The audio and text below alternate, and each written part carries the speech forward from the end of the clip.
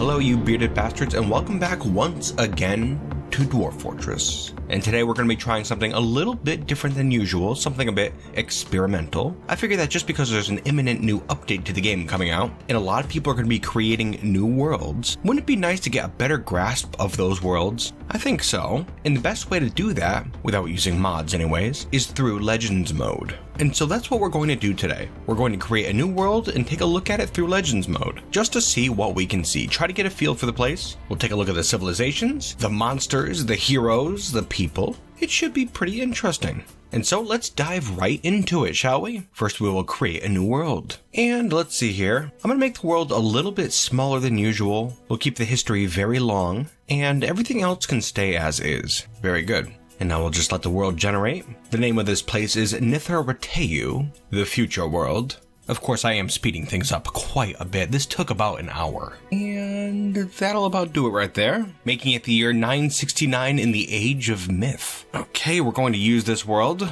Just gonna let it finish up here. There we are, very good. And now we can go into Legends mode. Okay, and here we are. Now, the first thing I would like to do is to take a look at the civilizations in this world, just so we can see all the major players. Alright, well, from the looks of it, we have 2 of each race, which is pretty interesting. We have the Stockade of Irons as well as the Defensive Portal, Dwarven civilizations, the Routed Rains as well as the Cloud of Practice, Elven civilizations, the Confederation of Dining as well as the Sweet Confederacies, human civilizations, the Spiders of Portent as well as the Plagues of Pine, goblin civilizations, and for kobolds we have Tragaklalbin and Grekadiflirsnus. 10 different civilizations. A bit more than I expected really, but it should be fine. We're going to focus mainly on the dwarves anyways. Also, before we leave this screen, I want to point out the fact that each civilization has its own symbol, which you can see over on the right there. But for the life of me, I cannot find out an easy way to see what that symbol is. Only this little image. Now, there are ways to view this symbol, but no easy way. Nothing from Legends mode, not that I've seen anyways. But something that is particularly neat is that only on this screen right here can you see the color scheme for the symbol. And you can see that every single symbol here on the screen does have its own unique colors. Now, just because we're doing kind of a Legends mode deep dive, I will show you how I typically go about viewing a civilization symbol. Plus, I really would like to know. We're going to back out of Legends mode and go into Adventure mode. And I'm going to make an adventurer from each of the Dwarven civilizations, starting with the Stockade of Irons. And you know, also, this is a fantastic way to see what the dwarves of a given civilization tend to look like.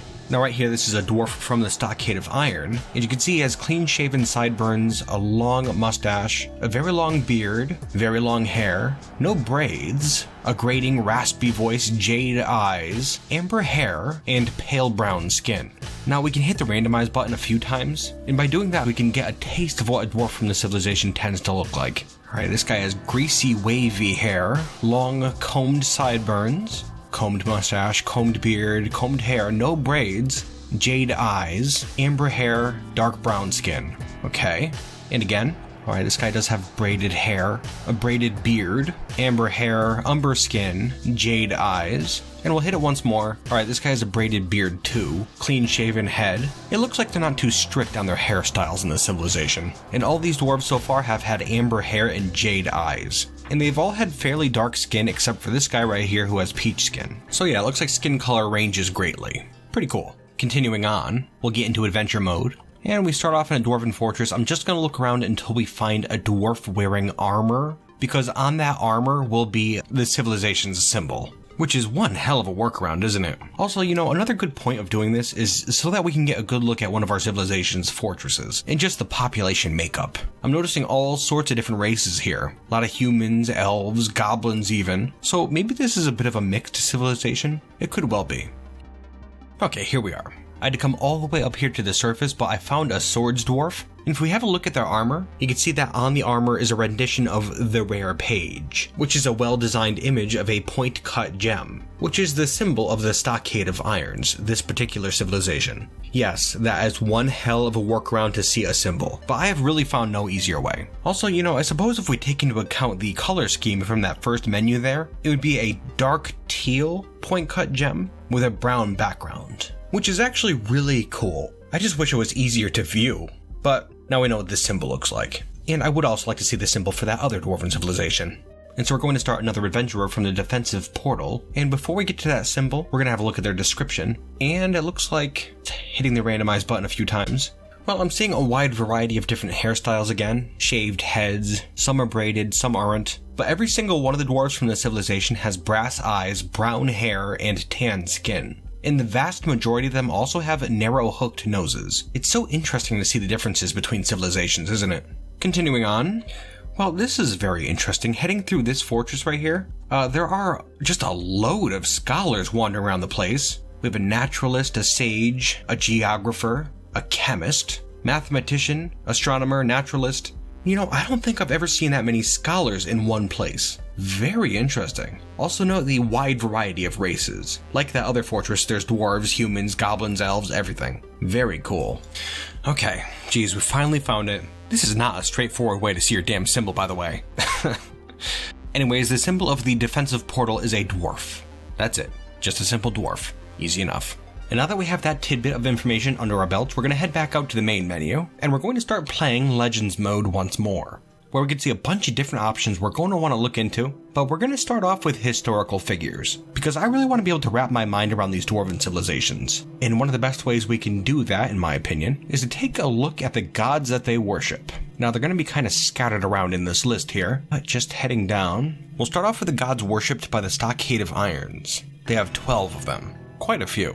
They do have a couple of fairly typical dwarven gods, like Imast, the god of valor, war, fortresses, jewels, minerals, and metal, a proper dwarven god. And then we also have Ral, the goddess of trade, wealth, and the mountains. But they also have some more unique ones as well, like the subtle Merc, the goddess of twilight and dusk, Ogred Crowwings, the goddess of trees, Ostath, the god of lightning, Ostar, the god of death, Gikin, the god of the sky and rainbows. They have a god of discipline, youth, longevity, festivals, constellation, disease, and deformity. Yeah, a bunch of little specialized gods. That makes me think these people are fairly creative and want to know more about the world. They need more reasons for things to exist.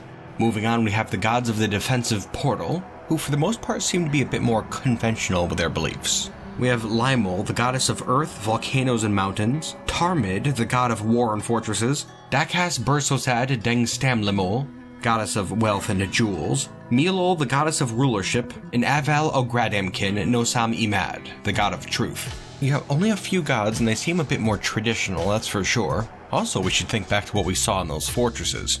The Stockade of Iron seemed to have an even mix of professions, and races for that matter, while the defensive portal had a lot more scholars. To me, it appears that we have two sides of a coin here. While the Stockade of Iron dwarves seem to be more freedom-loving, inquisitive, curious, and just have more zest for life in general, while the defensive portal seem to be a bit more conservative, traditional, and scholarly. Very interesting, isn't it? Now that we have some information about the two dwarven civilizations, I would like to see what part they played in this world, and more about the world's history in general, so I'm going to head down to historical maps. We're going to open that up and zoom out just a little bit, just like that. And here we can see the entire world map. All the mountains, forests, rivers, and such. Note the enormous evil inland ocean here. Very cool. This here is how the world looked in year 1. And to better see all the civilizations and how they grow, we're going to hit enter. We have goblins in both corners, elves to the east and west, humans sticking to the east seemingly. We have 2 different islands with kobolds on them. Very interesting. And down here to the southwest, we can see the birthplace of the defensive portal. And over here in the southeast, the Stockade of Irons. Now we're going to advance time just to see how this world develops. Year 1, 10, 20, 30, 40, 50. Everything's spreading out. One of the kobold islands has been overtaken. Continuing, 60, 70, 80, 90. Year 200. And it looks like the defensive portal is staying mostly to the southwest, while the Stockade of Irons has a foothold in most of the east. Continuing, to 10, 20, 30, 40, up to year 500 now. It's fairly unchanged. It looks like the civilizations have begun to solidify a bit, stagnate perhaps. Advancing time to present day year 960. And yeah, they seem pretty much the same. With the defensive portal having a strong grasp to the southwest, they have a ton of fortresses over there, and the Stockade of Irons have decided to spread out and cover most of the east. The defensive portal, as the more conservative of the two, have decided to solidify their grip on their homeland. while the Stockade of Iron, who we decided are the more curious of the two, have spread out into a wide variety of different lands. Also note that no civilization has touched the entirety of the Northwest. Very interesting. The Wild Lands. Untouched by the world civilizations. Also, we do have Tragaklalbin, the kobold civilization over on this island here, completely untouched as well. You gotta be curious about them. Anyways, and now that we have a basic understanding of how the world works from a dwarven perspective, we can get to the real fun stuff. And I would like to show you this way that I typically go through Legends mode that I find very entertaining. I don't know how well it'll translate into video form, but it couldn't hurt to take a stab at it, right?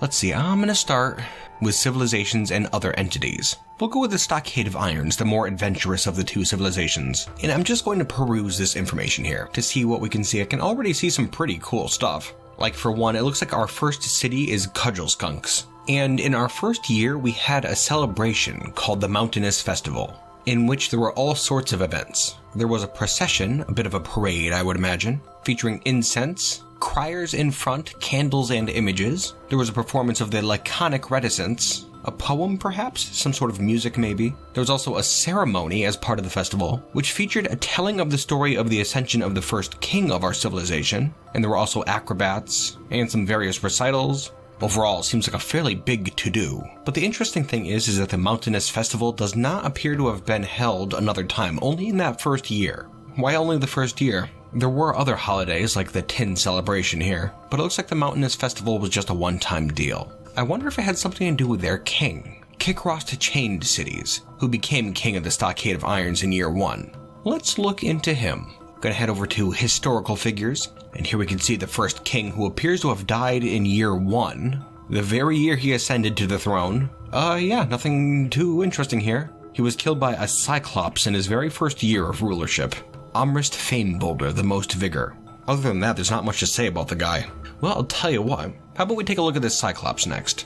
Amrist Famebolder, who is still alive today. Almost 1,000 years old now. One of the first of her kind, she was associated with thunder, strength, minerals, longevity, lightning, and light. Yeah, it looks like Amrist here attacked Cudgelskunks right after that first Mountainous Festival. Attacked a few dwarves, killed 2, including the king. I guess it does make sense that they wouldn't have another one of those festivals then. Just gonna go down a little bit here to see what else this Cyclops has been up to. Really seems to enjoy attacking dwarves, that's for sure, which she did fairly consistently through all of her years, but in recent years it seems there were some fairly wide gaps in between her attacks. She's still at it though, and she has amassed 184 kills, which is not too bad. But considering how long she's been alive, it still isn't that much. Moving up a little bit, you can see her related historical figures. All of her children, 3 sons and a daughter, 3 of whom are still alive, but her second eldest son has passed away. Didn't really live for that long either.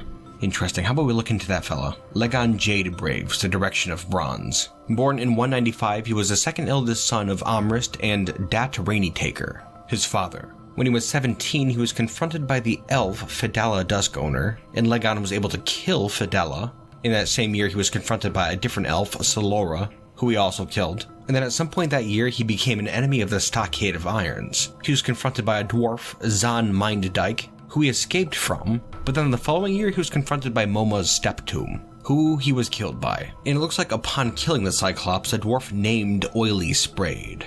And I don't know what that is, but it certainly sounds interesting. I'll tell you what, let's switch over to Moma's Steptomb now. Alright, looks like Moma's was born in 126, the eldest daughter of her family, and when she was just a baby, she was attacked by a gloom troll. But luckily she was able to escape. And then it looks like she was married when she was still very young, became a ranger, started wandering the wilds, and then had some interactions with several different people who appear to have been spies or something. There was a human, a goblin. At some point she confronted and struck down a human. Not too sure what their deal is. Oh, and there we have it. In 213, when she was approaching her 100th birthday, she confronted that Cyclops. And killed the Cyclops. Not a big deal, really. And then yes, it says she named Oily Sprayed after killing the Cyclops. But if we go down a little bit here, very interesting. It looks like 9 years later, she was confronted by the Cyclops Amrist Famebolder, the Most Vigor. Legon the Cyclops' mother. Moma's was killed by Amrist, and Oily Sprayed was taken by Amrist. That's very interesting, isn't it? Okay, let's take a look at Oily Sprayed, an artifact looted by a vengeful mother Cyclops. We'll go down to artifacts here, and here we have it, Yivu Serono. Oily Sprayed was a legendary copper crossbow. It is encrusted with well-crafted cushion shoral cabochons and menaces with spikes of schist. Yes, it received its name from Moma's after she killed Legon. It was stolen by Legon's mother and made a family heirloom by that Cyclops. Very cool. See, just like that, I started at some random point, and we already have a very interesting story. It's cool to think that Oily Sprayed is still owned by this family of Cyclops, just waiting for someone to pick it up. Alright, I'm going to back up a little bit here, and we're going to start again. Back at the Civilizations tab here, and I'm going to go to the other Dwarven civilization, the Defensive Portal. Let's see what we can find from them.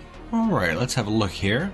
At a glance, it seems pretty similar to the Stockade of Irons. Remarkably similar, actually. You can see that a queen rose up in year 1, but then a second queen rose up in the second year, so something must have happened to that first one. Let's have a look, just for the hell of it. Saigon Wield-skinned. Alright, yes, she became queen in year 1, took part in a foot race as part of the Festival of Bells.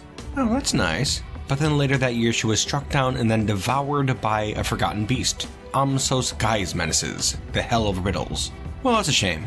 Let us swing over to Amsos, just to see what that beast's deal is. Okay, Amsos Guy's Menaces, the Hell of Riddles, was a forgotten beast. It was the only one of its kind, an enormous toad with lidless eyes. It has a long, swinging trunk and undulates rhythmically. Its pale blue skin is warty. Beware its noxious secretions. Amsos was associated with water, lies, and caverns.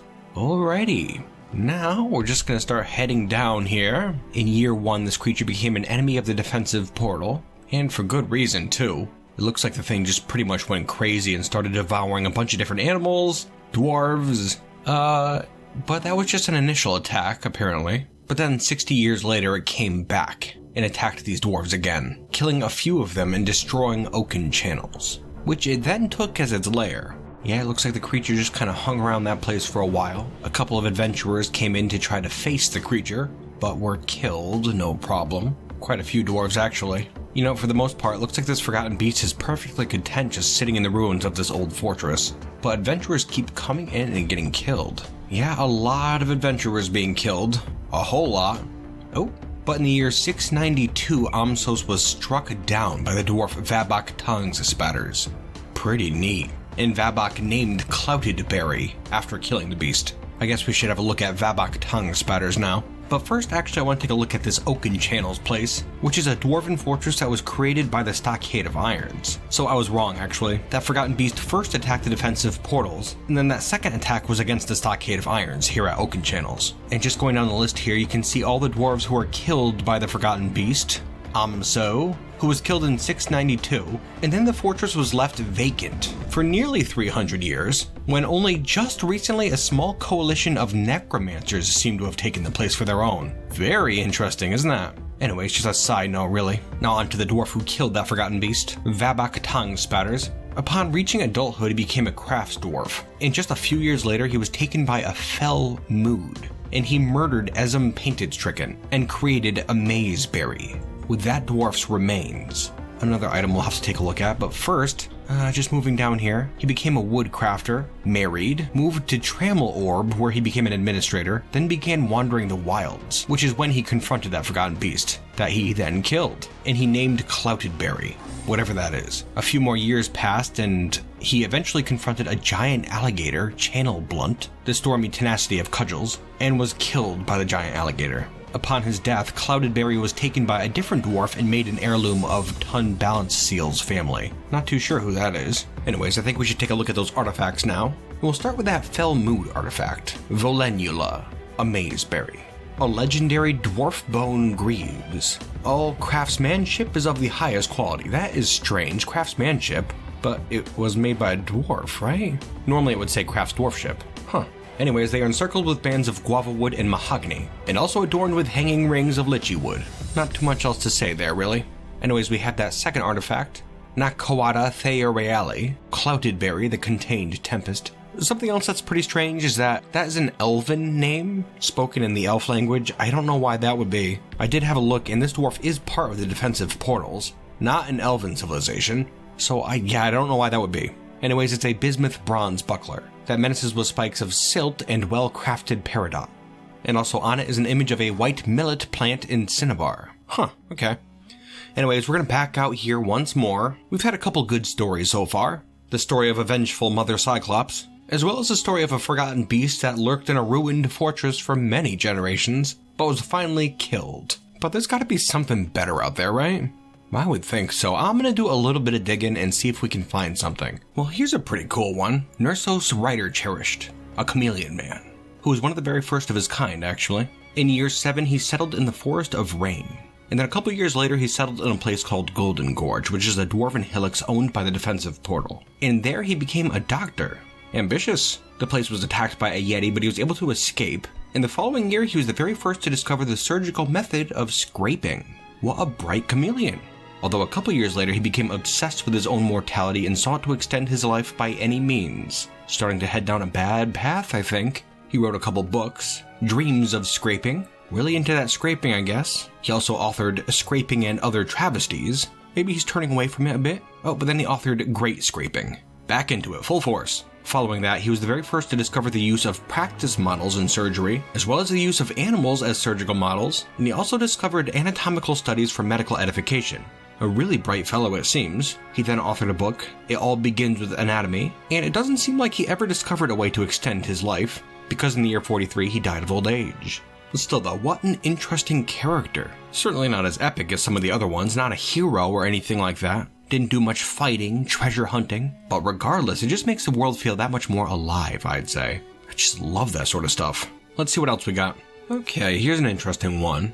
Galal Gulfsoaks, a lizard brute, a demon, and master of the spiders of Portent, a goblin civilization. In a time before time, this thing entered the world with the help of the gods, and honestly, it didn't really do that much. It kind of just sat around in its dark fortress, just doing literally nothing, until the year 798, when Galal was murdered by a dwarf known as Lore Bow Anvils. Okay, not too interesting quite yet, but if we take a look at that dwarf Lore Bow Anvils, well, they're a pretty standard dwarf of the Defensive Portal, and things get a bit confusing here because I don't know why a dwarf of the Defensive Portal would move to Courage Monsters, a dark fortress owned by goblins, but he did, and while there was taken by a fell mood, and in this fell mood murdered the lizard brute Galal Gulfsoaks, and with the demon's remains made Starved Saints, an artifact, which they then gave to the Defensive Portal. Just like that. I don't know why they would do that. The events that would lead up to that, it's all kind of obscure, really. But we could still have a look at that artifact. Fevealele, Starved Saints. A lizard brute bone animal trap. All craftsmanship is of the highest quality, once again very strange. And it is adorned with hanging rings of cedar and oak. What an odd mix. I believe this one too has an elf name. Fevealele. Yeah, definitely elven. This thing was made by a dwarf who lived in a goblin fortress. All craftsmanship is of the highest quality, and he gave it an elf name. I'm not too sure what's going on here, but it's a cool artifact nonetheless. And while we're on the subject of artifacts, I do have another one here, Eshekam. Rent Opens, a steel crown. And this one's really good, I think. Rent Opens is a steel crown. All craftsmanship is of the highest quality. It is encircled with bands of pear-cut red spinels and menaces with spikes of moonstone. A fairly simple beginning, it was created in a dwarven fortress, I believe, by a dwarf, made an heirloom of that dwarf's family, was tossed around for a couple years, lost a couple times, recovered. Nothing too exciting just yet. Finally, it was gifted to the Defensive Portal and made a treasure belonging to the civilization. At some point, I guess it must have passed over to the Stockade of Irons, because it ended up in Cudgel Skunks, their capital, which was shortly thereafter attacked by a rock known as Zob Wilful Leopards, who I guess destroyed the place and made Cudgel Skunks its lair. Now it stored the crown there, which makes sense,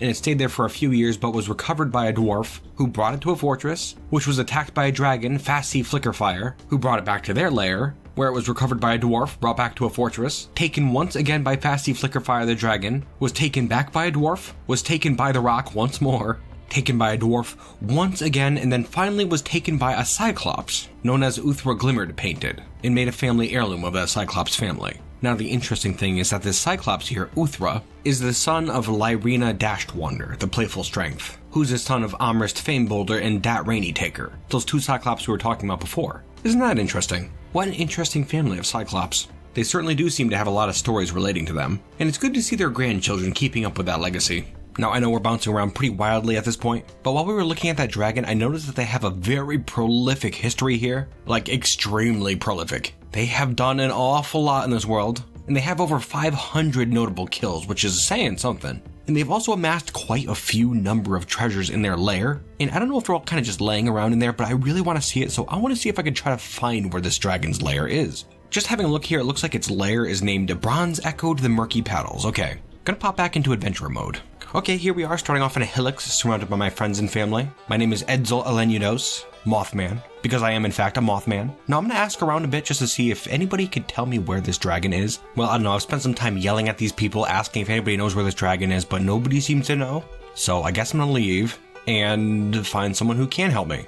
Well, I found my way to this abandoned dwarven fortress. I was hoping someone would be here, but I'm not seeing much of anything. And now I'm trying to look for a weapon because I don't have any sort of weapon whatsoever. But what I do have is my musical instrument, a lemus, made of draft bone. You see, Edsel here is not a warrior in the least, but what he is in fact is a fantastic stringed instrumentalist. Anyways, I don't see anything here, so I guess we'll just spend the night and find a different place tomorrow. Okay, here we are, easy enough. The following day I found myself in this hillocks here, and the chubby mare was able to tell me where the exact location to that lair is, which is far to the southwest, so it looks like we have some traveling to do. Thank you very much, but this Mothman has to fly now. Also, it should be noted that I am moving very slowly now. I did pick up some cat meat and plump helmets, which shouldn't be weighing me down that much, but I did take all of my points out of strength, so I am incredibly frail. Just a frail Mothman off to see a dragon. This is gonna go great. Oh boy, just had a look at the map and it is quite a distance away. Let's get to it. Alright, I've been traveling for a couple days now, and the road has taken me to the lands of the defensive portal. Such dour dwarves. Not nearly as friendly as my friends in this stockade of irons, that's for sure. I did manage to grab some plump helmets from them. Food and drink is not a problem, and I've already traveled a good amount of the way to that lair. I imagine I should get there before the end of the day, and I suppose we'll see what happens. I did try to get some dwarves to come with me, but no such luck. Even the drunks were laughing at me, which is kinda sad, but no matter, we got this. Okay, and here we are. That lair is just down to my south right now. Kinda terrified. At some point I realized I do have a spear. It was strapped to my back, and I didn't realize it was back there, I guess. And I do also have a dagger, so we're good. Not slowed down by any sort of items right now. And you know what, because I'm a Mothman, I think I'm gonna start flying. The dragons cannot fly, so that might be for the best. Might be able to breathe fire upwards though, which is a bit terrifying. We'll just play it safe. Just gonna fly till I think I'm right above it. Okay, that should be good right there. Now I'll head downward just ever so slowly. Easy. Okay, we're on the ground. Looks to be a wooden amulet. I'll take it. What else we got around here? Oh, there's the dragon. Hi. We have a wooden scepter on the ground here, but I'm not too interested in that. Gonna start flying again. Maybe not. Guess not. No matter, it doesn't look like that dragon has any interest in coming after me. So that's good. Oh, but now it's moving very quickly. I'm going up. Up. Okay, we're up. We're up. And looking back down at the ground, yeah, it looks like that dragon blew out some fire. Awesome. Gonna head down this way here, where we've discovered a cave entrance. Very interesting. Back down on the ground now. Maybe this is the lair right here. I guess that would make sense. It's a cave? Huh.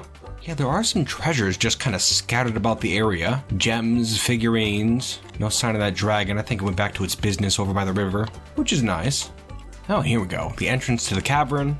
Just gonna take the quickest peek here. Yeah, not really seeing too much in here. Just a bunch of winding, twisting corridors. And a few treasures, I'll put that in quotes. Just little crafts and things, pretty much garbage. And it looks like that cavern led down to the lower levels. Deep under the earth. Don't really want to be down here.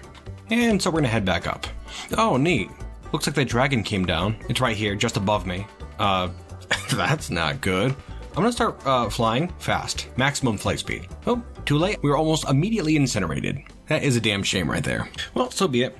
We did see some treasures. I was kind of hoping they would be in a big pile somewhere with a dragon guarding over it, but no, not quite. Just kind of a bunch of assorted trash scattered throughout the woods. But still, pretty cool. It's good to know that's all out there somewhere. Well, you know, I guess we're getting towards the end of the episode here, and that's kind of about do it. We had a pretty intense look at this world's history, found the differences between two dwarven civilizations, and also poked around a bit at some of the heroes and legends, interesting artifacts and such. And of course, we also led a musical Mothman to his fiery death. Fun.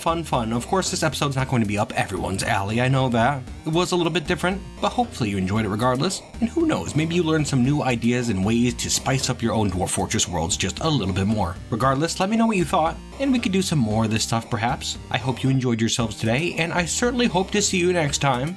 And until then, my beautiful bearded bastards.